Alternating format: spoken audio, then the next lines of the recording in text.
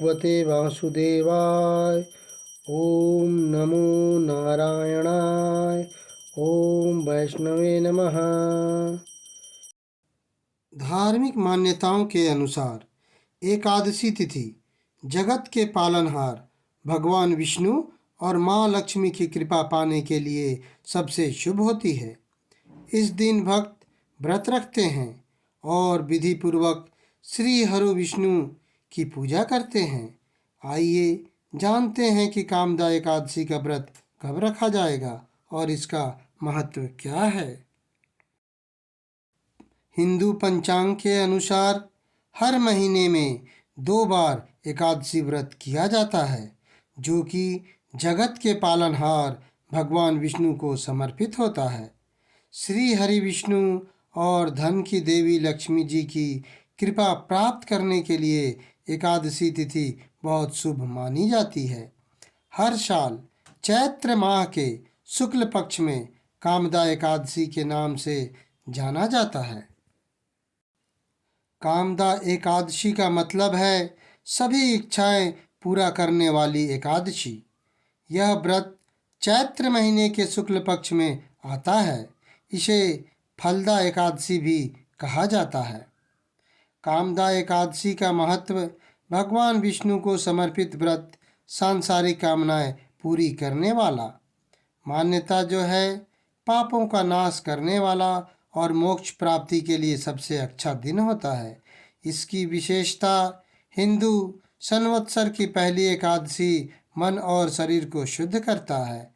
इसका फल दुख दरिद्रता से मुक्ति, राजयोग, सुख, सौंदर्य और मोक्ष की प्राप्ति है। कामदा एकादशी के बारे में कुछ चर्चाएं ऐसी हैं कि इस दिन भगवान विष्णु की पूजा अर्चना करने और कुछ विशेष वस्तुओं का दान करने से भक्तों की सभी मनोकामनाएं पूरी होती हैं। इस व्रत को विधि पूर्वक करने से सभी पाप नष्ट हो जाते हैं। इस व्रत से व्यक्ति को राक्षस योनि से मुक्ति मिलती है। इस व्रत को करने से व्यक्ति को सभी दुखों से मुक्ति मिलती है। इस व्रत को करने से मन और शरीर दोनों ही संतुलित रहते हैं। इस व्रत से रोगों से रक्षा होती है। धार्मिक मान्यताओं के अनुसार कामदा एकादशी व्रत करने से जीवन में सुख समृद्धि का वास बना रहता है। इस बार कामदा एकादशी की तिथि को लेकर शंका बनी हुई है कि कामदा एकादशी का व्रत 7 अप्रैल को रखा जाएगा या 8 अप्रैल को। ऐसे में चलिए आपका यह शंका दूर करते हुए बताते हैं कि कामदा एकादशी का व्रत कब रखा जाएगा। वैदिक पंचांग के अनुसार चैत्र माह के शुक्ल पक्ष की एकादशी तिथि 7 अप्रैल को रात 8 बजे शुरू होगी और अगले दिन यानी 8 अप्रैल को रात 9:12 पर खत्म होगी। ऐसे में उदया तिथि के अनुसार कामदा एकादशी का व्रत 8 अप्रैल को रखा जाएगा। इसका शुभ मुहूर्त कुछ इस प्रकार है। ब्रह्म मुहूर्त सुबह 4:32 से सुबह 5:18 तक। विजय मुहूर्त दोपहर 2:30 से दोपहर 3:20 तक। गोधूली मुहूर्त शाम 6:42 से शाम 7:04 तक। निशिता मुहूर्त रात्रि 12 बजे से रात्रि 12:45 तक।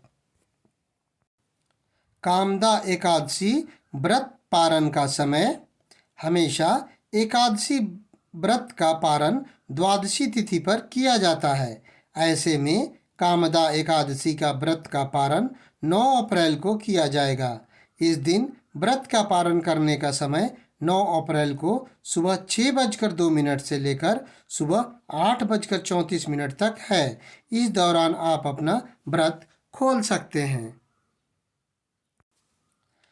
कामदा एकादशी पर जो भक्त उपवास रख रहे हैं वे दूध, दही, फल, शरबत, साबूदाना, बादाम, नारियल, शकरकंद, आलू, मिर्च, सेंधा नमक, राजगीर का आटा आदि चीजों का सेवन कर सकते हैं। कामदा एकादशी व्रत पर यह व्रत कथा सुनना बहुत ही लाभकारी होता है। तो आइए सुनते हैं ये व्रत कथा। धर्मराज युधिष्ठिर कहने लगे कि हे भगवान, मैं आपको कोटि कोटि नमस्कार करता हूँ। अब आप कृपा करके चैत्र शुक्ल एकादशी का माहात्म्य कहिए। श्री कृष्ण कहने लगे कि हे धर्मराज, यही प्रश्न एक समय राजा दिलीप ने गुरु वशिष्ठ जी से किया था, और जो समाधान उन्होंने किया वो सब मैं तुमसे कहता हूँ। प्राचीन काल में भोगीपुर नामक एक नगर था। वहाँ पर अनेक ऐश्वर्यों से युक्त पुंडरीक नाम का एक राजा राज्य करता था। भोगीपुर नगर में अनेक अप्सरा, किन्नर तथा गंधर्व वास करते थे। उनमें से एक जगह ललिता और ललित नाम के दो स्त्री पुरुष अत्यंत वैभवशाली घर में निवास करते थे। उन दोनों में अत्यंत स्नेह था, यहाँ तक कि अलग अलग हो जाने पर दोनों व्याकुल हो जाते थे। एक समय पुंडरीक की सभा में अन्य गंधर्वों सहित ललित भी गान कर रहा था। गाते गाते उसको अपनी प्रिय ललिता का ध्यान आ गया और उसका स्वर भंग होने के कारण गाने का स्वरूप बिगड़ गया। ललित के मन के भाव जानकर काकोट नामक नाग ने पद भंग होने के कारण राजा से कह दिया। तब पुंडरीक ने क्रोधपूर्वक कहा कि तू मेरे सामने गाता हुआ अपनी स्त्री का स्मरण कर रहा है, अतः तू कच्चा मांस और मनुष्यों को खाना वाला राक्षस बनकर अपने किए कर्म का फल भोग। पुंडरीक के श्राप से ललित उसी क्षण महाकाय विशाल राक्षस हो गया। उसका मुख अत्यंत भयंकर, नेत्र सूर्य चंद्रमा की तरह प्रदीप्त तथा मुख से अग्नि निकलने लगी। उसकी नाक पर्वत की कंदरा के समान विशाल हो गई और गर्दन पर्वत के समान लगने लगी। सिर के बाल पर्वतों पर खड़े वृक्षों के समान लगने लगे तथा भुजाएं अत्यंत लंबी हो गई। कुल मिलाकर उसका शरीर 8 योजन के विस्तार में हो गया। इस प्रकार राक्षस होकर वह अनेक प्रकार के दुख भोगने लगा। जब उसकी प्रियतमा ललिता को यह वृतांत मालूम हुआ तो उसे अत्यंत खेद हुआ और वह अपने पति के उद्धार का यत्न सोचने लगी। वह राक्षस अनेक प्रकार के घोर दुख सहता हुआ घने वनों में रहने लगा। उसकी स्त्री उसके पीछे पीछे जाती और विलाप करती रहती। एक बार ललिता अपने पति के पीछे घूमती घूमती विंध्याचल पर्वत पर पहुंच गई, जहां पर श्रृंगी ऋषि का आश्रम था।